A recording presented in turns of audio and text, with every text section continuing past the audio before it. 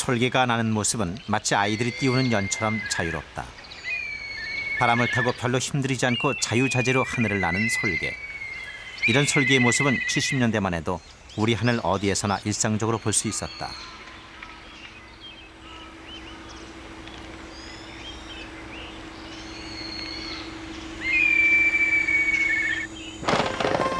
그러나 지난 98년 뒤늦게 보호조리로 지정됐지만 이젠 보호해야 할 솔개마저 눈에 띄지 않는다.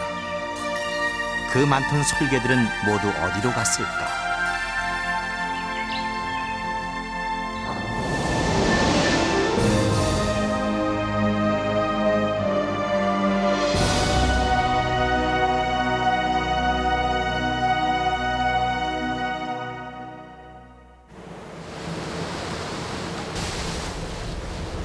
한 통의 제보가 들어왔다. 남쪽의 어느 외딴 섬에서 솔개를 봤다는 이야기였다. 남해안 끝머리 육지에서 배를 타고 30분. 면적 10만 평 규모의 작은 섬에 도착했다. 과연 솔개를 만날 수 있을까?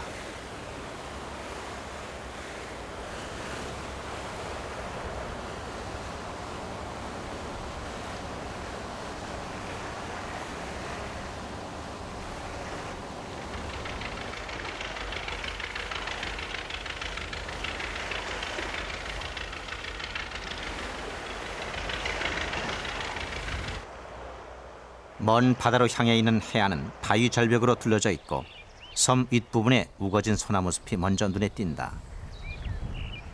이 섬엔 사람이 적은 데다 소나무, 동백나무 등 나무가 많고 숲이 우거져 예전부터 새가 많았다고 했다. 일단 솔개의 서식 조건으로도 적합해 보였다.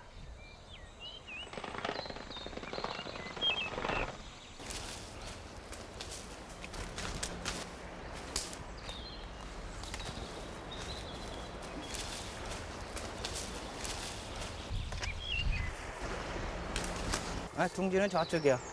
조금 내 한 50m 좌측에. 이 솔개 보이네. 네, 거기 솔개 지금 보이죠? 해안가 언덕의 경사면. 하늘 높이 날아오른 녀석은 솔개였다. 매보단 크고 독수리보단 작은 녀석. 바로 솔개였다.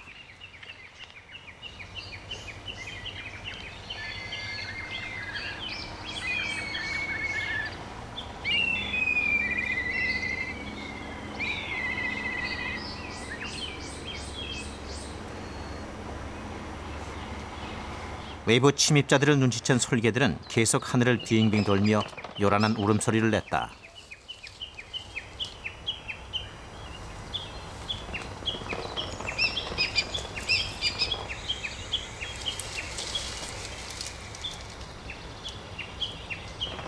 사람들을 경계하는 솔개의 속성이 드러난다. 한 녀석이 계속 공중을 선회하며 바쁘게 날갯짓을 해댄다. 동료들에게 위험을 알리는 솔개의 신호다.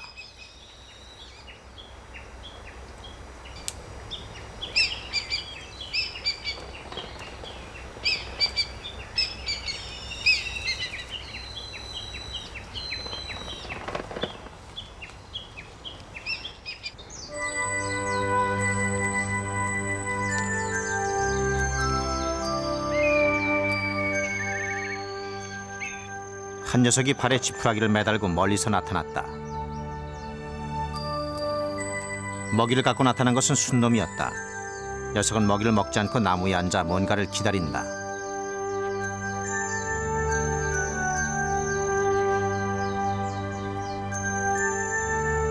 잠시 후 어디선가 암놈이 나타났다.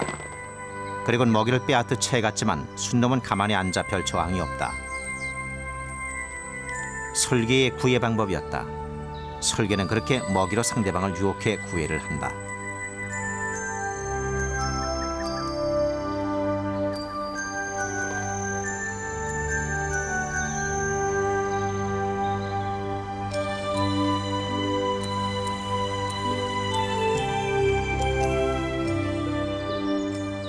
솔개는 먹이가 작을 경우엔 부리로 물어서 옮기기도 하지만 주로 발을 이용해 먹이를 운반한다.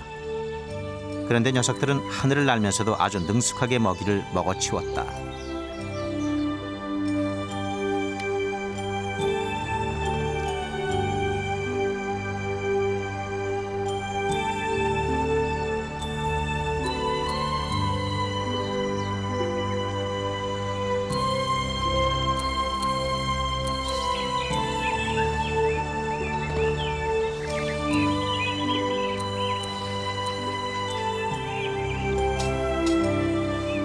암수가 한 나무에 앉아 구애를 하는 모습이다.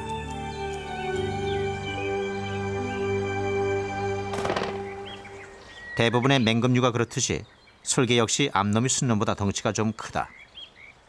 꼬리가 제비처럼 뾰족한 이 녀석이 암놈이고 순놈은 꼬리가 일자 모양이다.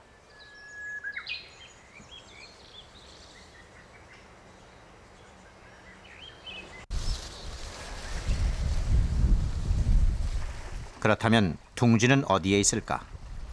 이렇게 암수 한 쌍이 있는 걸로 봐선 둥지도 어딘가에 있을 법하다. 솔개는 3월에서 4월 사이에 두세 개의 알을 낳고 그와 동시에 알을 품기 시작한다. 그리고는 약 한 달 뒤 부화하게 된다. 이때가 5월 말. 만일 새끼들이 있다면 부화 직후일 가능성이 크다. 빛이 제대로 안 들어오네 여기는 또.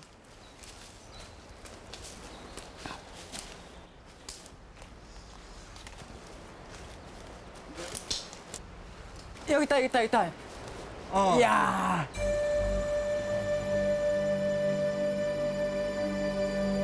해안가로 난 소나무 숲. 바닥에서 높이 20여 미터는 좁게 될 키 큰 소나무 꼭대기였다.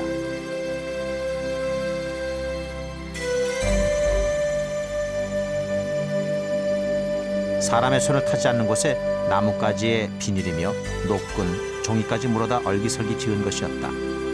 그러나 제법 단단해 보이는 둥지다. 네, 우리나라에서는 처음으로 남쪽에서 그 기록된 솔개둥지죠. 여태까지 어, 솔개둥지 발견된 적 그렇습니다. 제가 30년 동안 우리나라 전국을 다녀도 여기서 처음 발견된 거죠.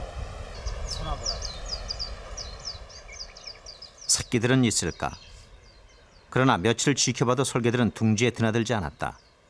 국리 끝에 나무를 잘 타는 마을 주민을 시켜 조심스럽게 올라가 보기로 했다.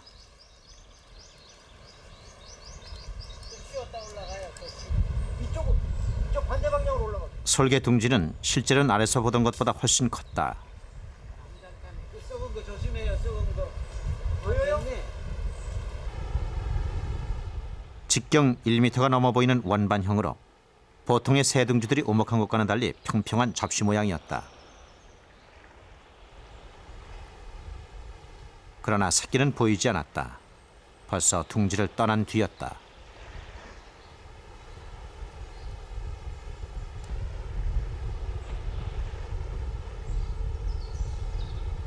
둥지 주변은 바로 해안이 내다보이는 곳으로 시야가 트여 있고 장애물이 없어 솔개가 언제든 드나들기 편한 곳이다. 숲에 가려서 은폐된 곳으로 언제든 숨기 쉽고 공격을 받아도 어디로든 도망칠 수 있게 사방이 뚫려 있다. 솔개의 입지 조건으로는 더없이 안성맞춤인 곳이었다.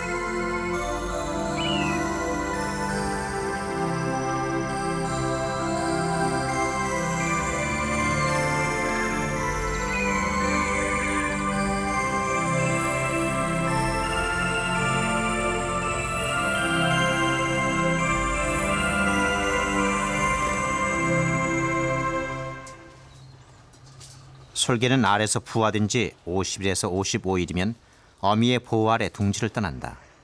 그리고 다신 둥지로 돌아오지 않는다. 하지만 아직 새끼들이 먼 거리 비행을 하기엔 이르고 주변엔 어미들이 눈에 띈다. 취재팀은 일단 기다려보기로 했다.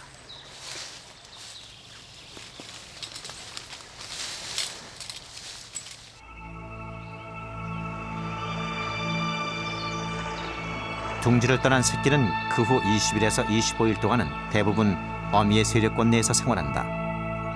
그렇다면 분명히 아직 근처 어딘가에 새끼 솔개가 있을 것이다.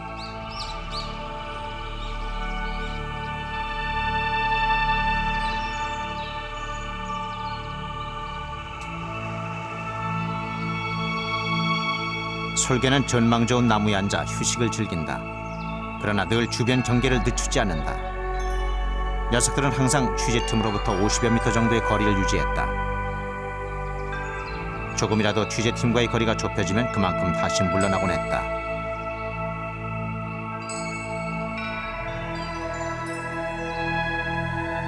녀석들의 예민한 신경을 건드리지 않기 위해 애쓰던 6월 초. 시야에 들어온 또 한 마리는 분명 달랐다. 깃털의 색은 더 선명한 갈색이고 몸집은 조금 작았다. 새끼 솔개였다.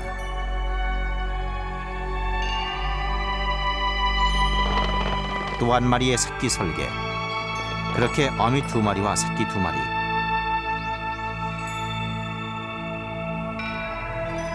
이곳 섬에서 만난 솔개는 4마리의 솔개 가족이었다.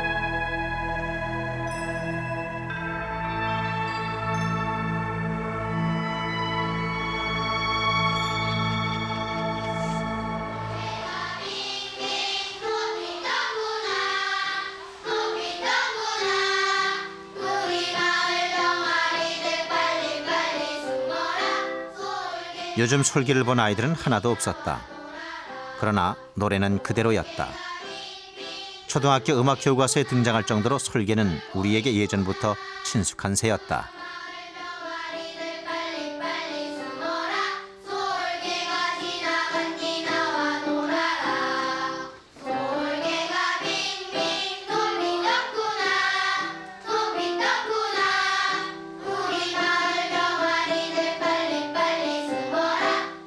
일부 지방에선 동네 어귀에 세워진 솥대를 솔대로 부를 정도로 오래전부터 우리에게 솔개는 상스럽고 친근한 새였다.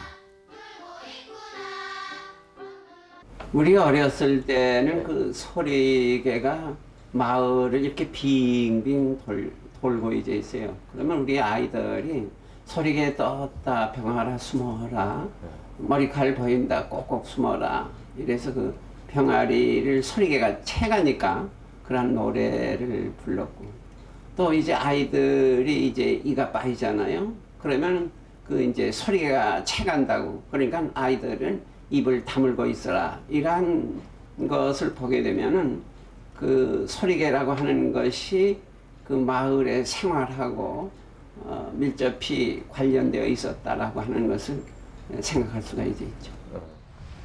70년대 초까지만 해도 솔개는 야산이나 인적이 드문 한적한 곳이면 우리나라 전역 어디서나 볼 수 있는 흔한 새였다.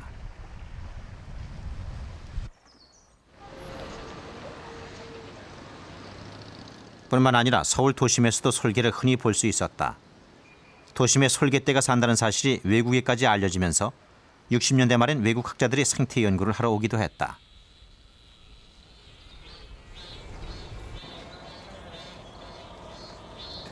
당시 서울의 종묘나 비원은 솔개들이 몰려와 잠을 자는 잠자리였다.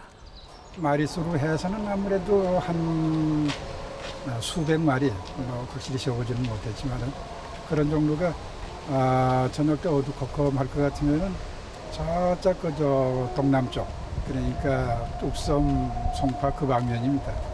거기에서 고공을 아주 그 범상 선회하면서 이렇게 해서 이쪽으로 다 쭉 모여들어요, 천천히. 그래서 요 종묘숲이나 저 바로 이게 연경전이고 저 정전인데 뒤에 그 숲이 아주 참 울창합니다. 그러다 이렇게 사라지는 거예요. 빨려 들어가도 그냥 거기 가면 없어집니다. 조용해집니다. 아마 잠자러 왔겠구나 이렇게 생각을 했죠.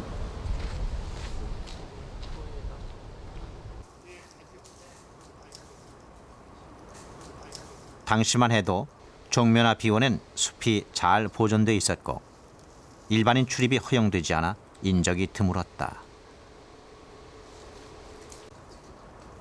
네, 그러니까 50년대 말이었습니다. 50년대 말. 예, 그 창경원에서 이렇게 걸어서 정묘의 후사면이 되겠죠. 네. 뒤편에 벽을 타고 이렇게 걸어서 산책을 하다 보면은 하늘에 많은 설계가 떠서 이렇게 선회하면서 범상이라고 하죠. 네. 날개를 벌리고 범상을 하면서 점점 수가 많아지는, 처음엔 뭐 10여 마리 있던 것이 50마리, 100마리, 그 다음에 200마리 이렇게 몰려들어서 그 설계의 무리를 매일 와서 세보니까 260에서 한 70 정도 상당한 수죠. 이것이 1969년, 70년까지도 거의 같은 숫자였습니다. 일반인 출입이 허용되고 사람들이 많아지면서 72년 이후 솔개는 종묘나 비원에서 사라졌다. 한때 남산으로 옮겨가기도 했지만 솔개는 곧 전국적으로 자취를 감췄다. 그 후 솔개는 관심 밖이었고 지금은 솔개에 대한 연구조차 제대로 없는 실정이다.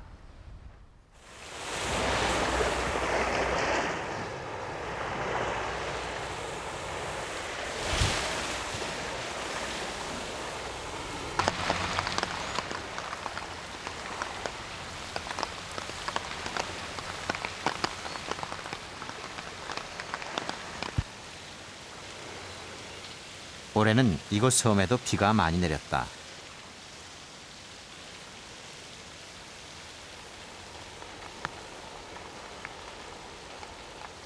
대부분의 맹금류가 그렇듯이 솔개는 사람이 있는 곳엔 번식을 하지 않고 한적하고 조용한 곳에서 번식을 한다.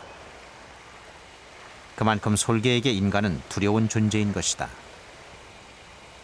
그런데 솔개는 맹금류 중의 하나로 생태계 먹이사슬의 맨 위에 있는 상위종이다.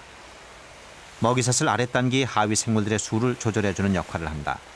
때문에 생태계 균형을 위해선 없어서는 안 될 중요한 종으로 최근 전 세계적으로 이 같은 맹금류들을 보호하는 중이다. 2월 초, 새끼 솔개는 아직 사냥은커녕 비행조차 익숙하지 않다. 새끼 솔개는 부화된 지 한 달이면 먹이를 스스로 찢어서 먹기 시작하고 날갯짓을 하게 된다.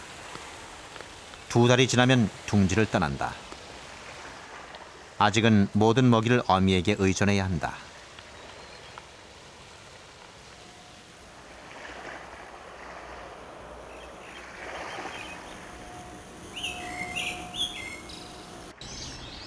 솔개는 이따금 날개를 활짝 펴고 위용을 과시한다. 주변에 대한 경계로 다른 동물들에게 위협을 하는 것이다.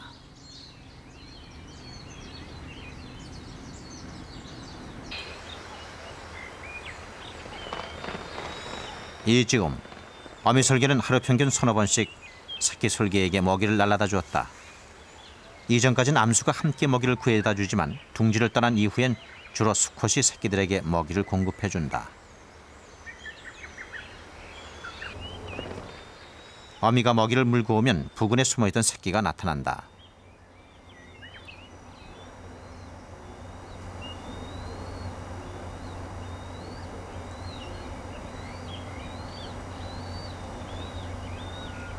새끼 혼자서 먹이를 찢어 먹는 동안 어미는 옆에서 지켜본다. 새끼들을 키우기 위한 어미들의 노력은 모두 마찬가지인 것이다.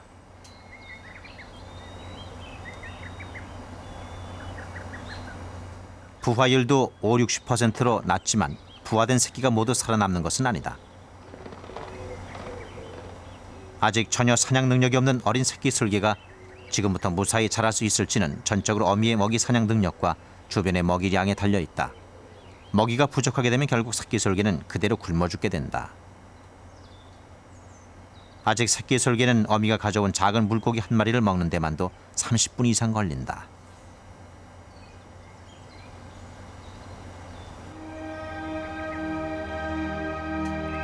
시간이 지나면서 어미의 움직임은 더욱 분주해지고 먹이를 갖다주는 횟수도 크게 늘었다.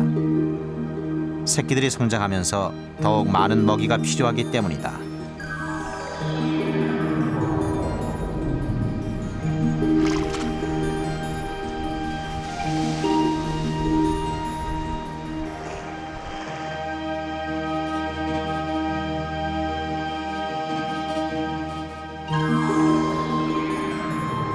어미는 유유히 하늘을 날다가 지상의 먹이를 발견한 순간 목표물로 급강하한다. 두 발을 쭉 뻗어 먹잇감을 움켜잡으면 그대로 날아오른다. 솔개의 사냥법이다.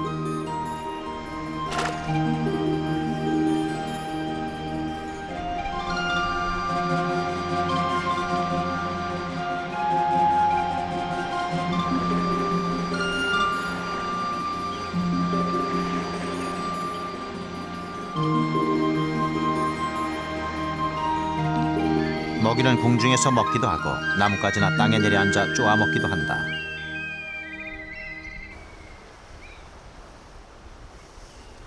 먹이를 먹고 난 녀석들은 반드시 나무에 부리를 비벼야 된다. 입을 닦는 것이다.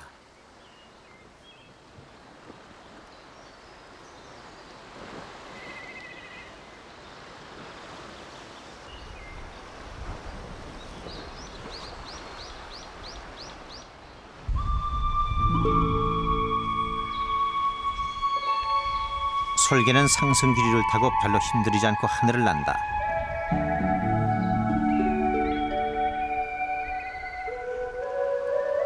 어미는 먹이로 새끼들을 유인하며 비행 연습을 시킨다. 새끼 솔개들은 먹이를 달라고 쫓아다니며 자연스럽게 비행을 익히게 된다. 비행은 필수적인 일. 새끼들에겐 부단한 연습과 훈련이 필요하다. 6월 중순, 발견한 지 보름여 새끼 솔개들의 본격적인 비행 연습이 시작됐다. 바람을 타보지만 아직은 미숙하다.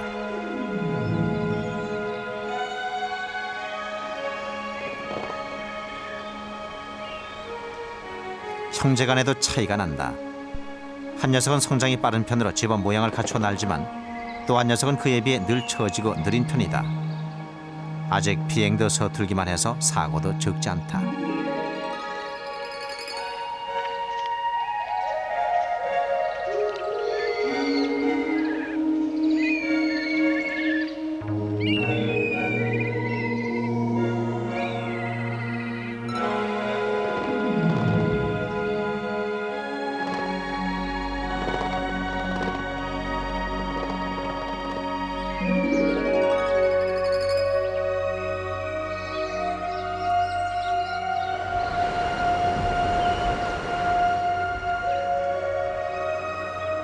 때론 먹이를 채는 연습도 하지만 발에 잡고 날던 것도 떨어뜨리기 일수다.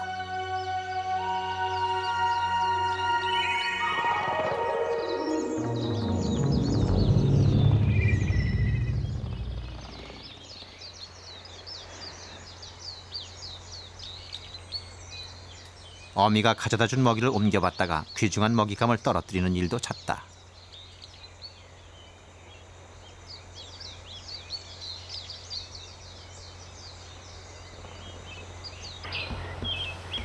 아직은 나무에 내려앉는 것조차도 불안정하다.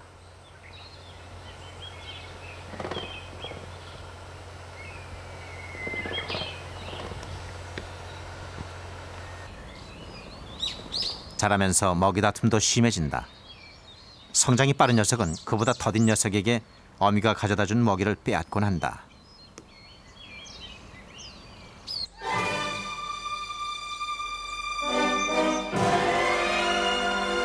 이렇게 숲에는 솔개 형제의 성장과 경쟁이 함께 시작됐다.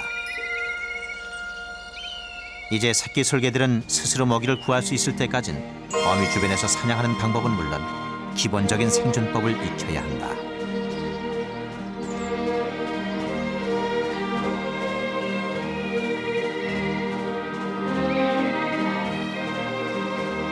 매목 수리과의 솔개는 육식을 하는 맹금류로 아프리카에서 유라시아 대륙, 오스트레일리아에 걸쳐 널리 분포한다. 특히 시베리아 동부, 중국 북부, 일본, 한국 등에 주로 살았고 지금도 연해주나 일본엔 많은 편이다.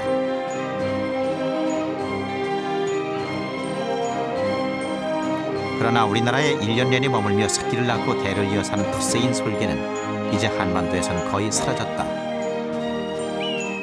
남해안에서 이따금 발견될 뿐이다.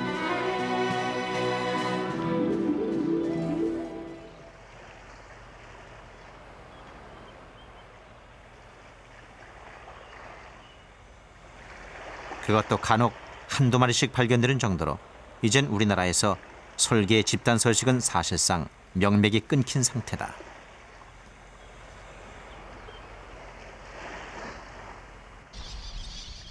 낙동강 하구의 을숙도. 이곳에선 이따금 한두 마리의 솔개가 발견된다. 지난 6월 부화된 쇠제비 갈매기가 뭔가에게 잡아먹힌 현장. 그 주변에서 솔개 한 마리가 발견됐다. 솔개는 왜 이렇게 사라진 것일까? 1960년대 이후로 갑자기 그 진전된 도시화가 이들의 그 번식지 상황을 악화시켰다 하는 것을 첫 번째 이유로 꼽을 수 있고요. 거의 동시에 1960년대는 세계적으로 그 인조 화합물에 해당되는 농약이나 살충제들의 그 극심한 확산으로 인해 가지고 먹이 사슬에 상당한 그 문제를 발생시켰다. 거기에 의해서 이 맹금류 상당수가 산란을 하더라도 부화되지 못하는 그런 생물 농축 현상이 발견되기도 했습니다만은 그런 화학 오염, 그 밖에 독극물에 의한 2차 중독도 또한 그 솔개의 개체군이 크게 줄어들게 된 원인이 되지 않았나 생각할 수 있습니다.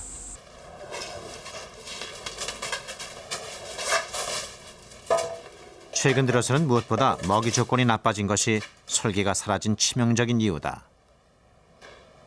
이곳에는 한 해 대여섯 마리의 솔개가 들어온다. 마침 지난 연말과 올 초에 들어온 솔개 2마리가 보호를 받고 있었다.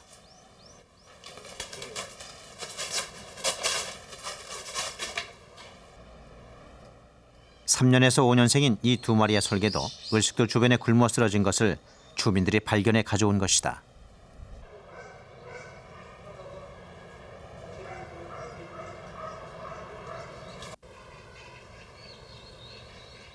맹금류인 솔개는 짐승의 죽은 시체나 썩은 물고기, 들쥐나 작은 새를 잡아먹는다.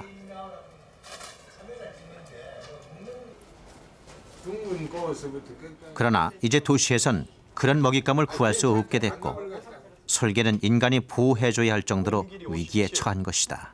양날개 1m 33cm.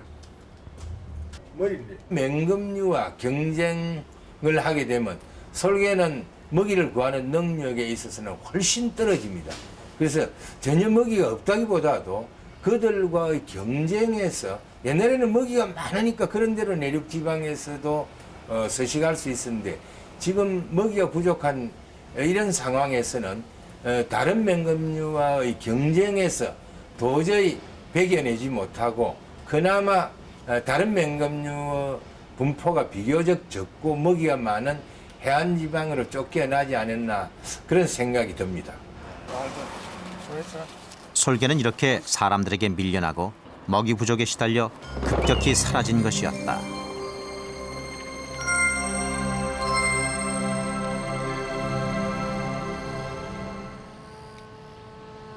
솔개가 이곳 섬에 둥지를 틀고 자리를 잡은 이유는 무엇일까? 솔개 가족이 살고 있는 이곳 섬은 먹이 조건이 좋은 편이다. 먹이가 풍부한 바다가 있고 살기 좋은 숲이 있기 때문이다. 훼손되지 않은 숲은 새들의 천국으로 이곳엔 조류 도감에나 나오는 갖가지 새들이 살고 있다.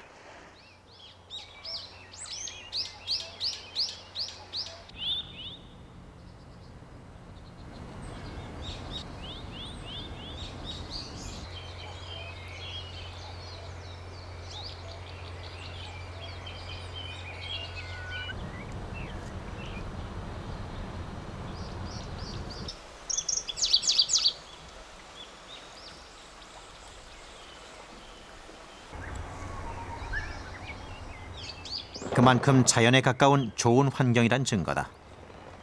더구나 주변의 바다는 솔개에겐 풍부한 먹이 사냥터가 된다.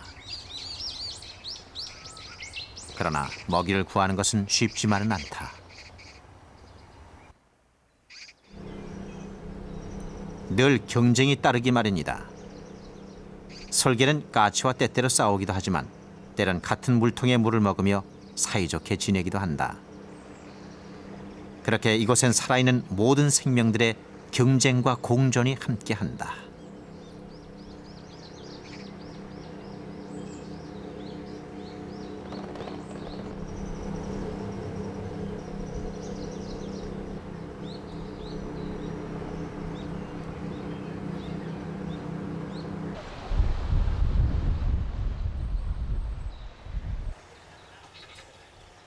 이곳엔 10여 명의 주민이 밭농사도 짓고 고기도 잡으며 산다. 이곳에서 솔개는 오래전부터 주민들과 함께 살아왔다. 그게 내가 시집 오니까 솔개가 있던데 얘. 그 나는 그거 솔개인지 뭔가 모르고 어머니 저기 무슨 새입니까? 이러니까 야야 거기 바람 불락하면 나는 새다 이러던데. 그리고 여기서는 저 사투리로 그거로 그 솔개라고 안 하고 바람제비라고 이러거든요. 바람제비. 예, 바람제비. 옛날에 내려오는 말로는. 야야 바람 불락하면 그게 난이라 그래 막 난다 이러더라고요.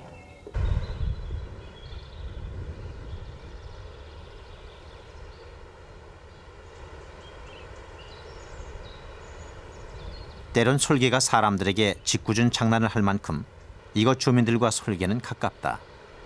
머리에 쓴 수건이나 모자는 솔개의 장난기의 대상이 되곤 한다. 꽁띠가 막 각조사 놓은 게나 꽁띠가 우리야 내 아프던데 머리가 돌 탁 던진 거 매일 해가 그래 내가 돌 던졌다가 누가 막 이랬거든 숲을 쳐다보고 그걸 본 게는 아무도 없는 기라 그 우울 쳐다보기 솔개가 우울 손을 물고 날아섰대. 솔개가 번식기에 나타내는 특성이다. 이때 솔개는 영역을 침범한 모든 것에 대해 가리지 않고 공격을 한다.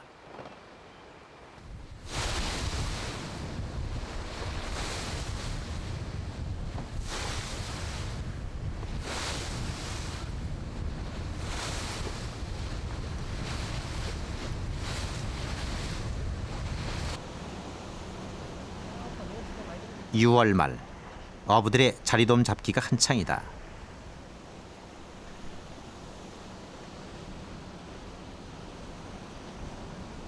이때쯤이면 이곳 바다에선 돔과 볼락어, 도다리 등 각종 물고기가 다양하게 잡힌다.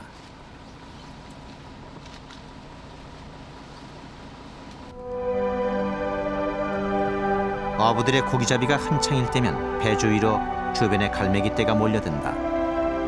어부들이 배에서 미끼로 던지는 먹잇감들을 채가기도 하고 직접 물고기를 사냥하기도 하지만 사냥엔 늘 경쟁이 만만치 않다. 솔개도 바다 위를 낮게 날면서 사냥할 틈을 노린다.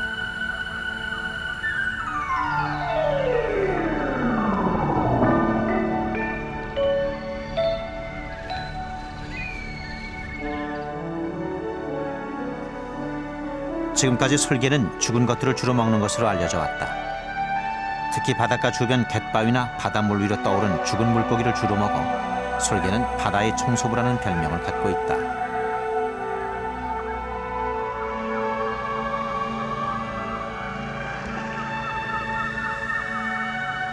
그러나 이곳의 솔개는 바다에서 살아있는 물고기를 사냥했다.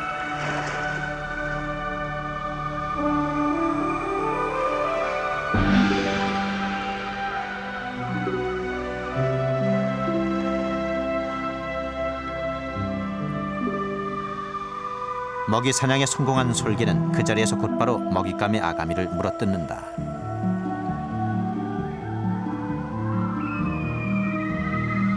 이렇게 솔개는 이젠 죽은 물고기만을 기다리는 것이 아니라 살아있는 물고기를 잡아먹으며 나름대로 부족한 먹이 환경에 적응해 나가고 있는 것이다.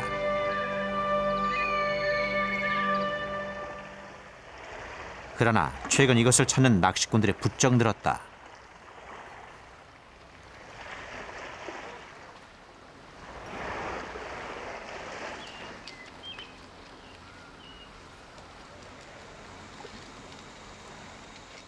사람들을 피해 도시에서 밀려나 이 남쪽 바다 끝까지 오게 된 솔개는 또다시 생존을 위협받고 있다. 그러나 이제 솔개는 더 이상 물러날 곳이 없다. 이제 솔개는 살아남기 위해선 먹이가 있는 곳이라면 어디든 갈 수밖에 없다. 이른바 솔개의 가장 큰 천적이 된다는 인간의 위협이 있다 하더라도 솔개는 이제 함께 살아갈 수밖에 없다. 솔개의 생존 투쟁인 것이다.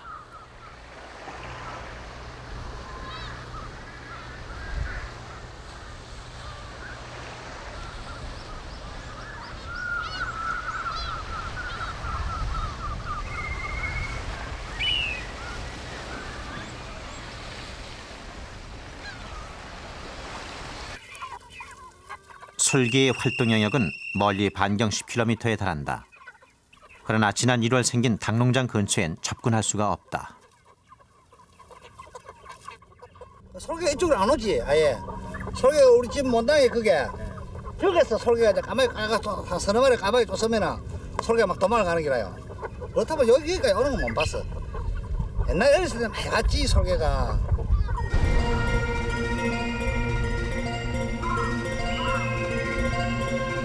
닭은 솔개의 좋은 먹잇감이지만 농장은 까마귀의 세력권 안에 있고 솔개는 늘 까마귀에게 쫓겨나기 일쑤다.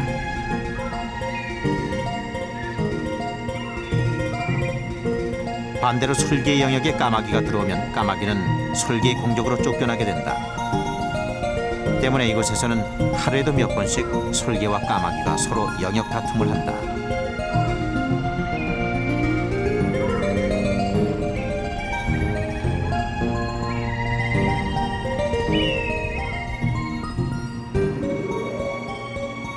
이 섬에서 솔개의 주된 세력권은 지름 200~300m의 공간으로 까마귀 영역과는 분명히 나뉘어진다.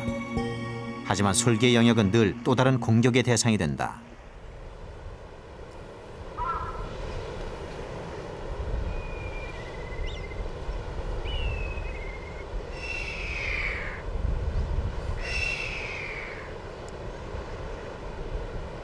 새로운 침입자는 매.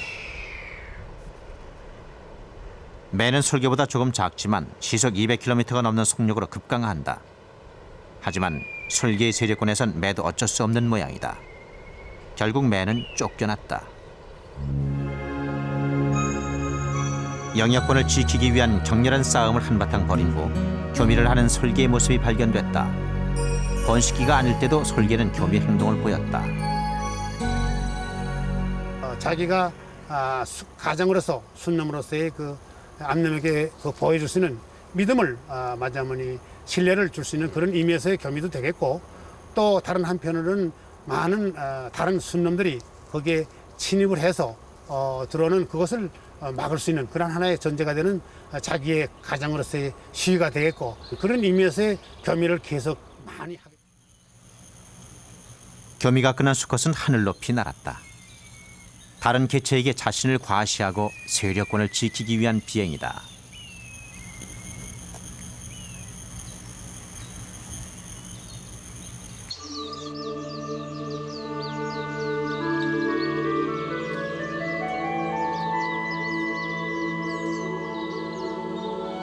(7월) 초 어느덧 새끼 솔개들은 다 자라서 이젠 새끼의 모습을 찾아볼 수 없다. 갖가지 생존 위협을 극복하고 어엿한 솔개로 성장한 것이다. 이제 어미가 새끼 솔개에게 먹이를 가져다 주는 일은 아주 적다. 새끼 솔개들은 이제 단독 행동을 하게 되고 어미의 세력권 내에서 스스로 작은 곤충들을 잡게 된다.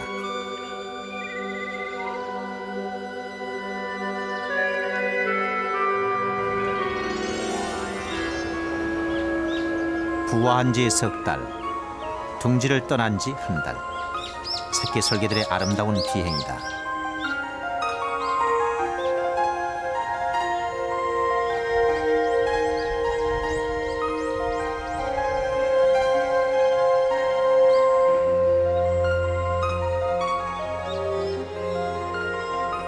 새끼 솔개들은 한여름이 지날 때쯤 자기 스스로 어딘가 알맞은 곳을 찾아 떠나게 될 것이다.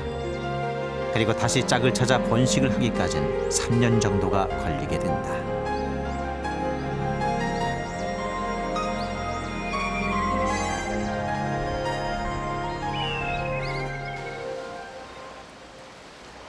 어미새의 새끼 기르기는 이렇게 성공적으로 끝났다. 솔개 가족이 앉던 그 자리엔 이제 어미새들만 남았다.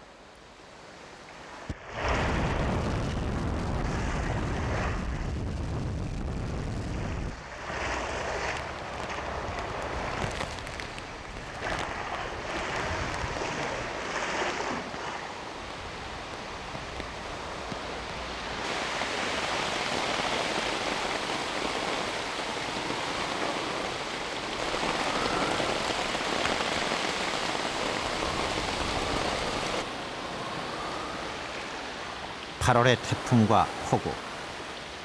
자연재해는 누구든 피할 수 없다. 사람들이 살던 섬은 이곳저곳 상처를 입었다. 그러나 그 속에서도 솔개는 늘 앉아있던 그 자리에 그렇게 의연하게 제자리를 지키고 있었다.